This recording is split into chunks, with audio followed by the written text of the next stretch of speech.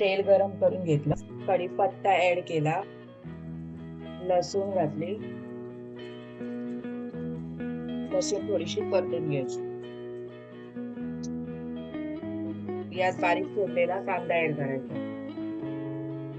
कांदा लालसर होईपर्यंत परतून घेत राहायचा. कांदा लालसर झाला तसा यात बारीक चिरलेला टोमॅटो ऍड करते. टोमॅटो मऊ होईपर्यंत परतून घेत राहायचा.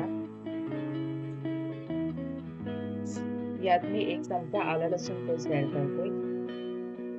यात मी 1 चमचा मालवणी मसाला ऍड करते, अर्धा चमचा कांदा लसूण मसाला, थोडासा यात गरम मसाला ऍड करते आणि हे मसाले व्यवस्थित परतून घ्यायचे.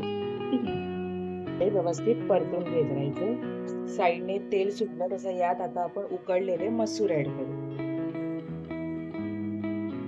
मसूर उकडताना मी थोडं मीठ घातलेलं, त्यामुळे आता मी थोडंसं मीठ चवीपुरतं घालून घेते.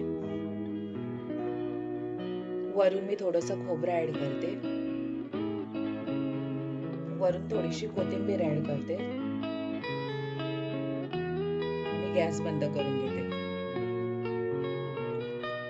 कोंब काढलेल्या अख्ख्या मसूरची आमटी इथे बनून तयार आहे.